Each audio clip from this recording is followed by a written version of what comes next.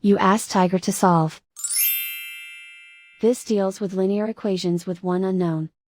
The final result is x equals -3/2. Let's solve it step by step. Simplify the expression. Expand the parentheses. Multiply the coefficients. Simplify the arithmetic. Expand the parentheses. Simplify the arithmetic.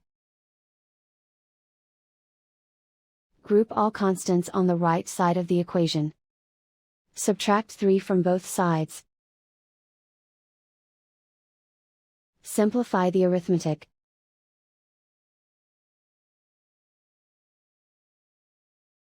Isolate the x. Divide both sides by 2. Simplify the fraction. And so the final result is x equals -3/2.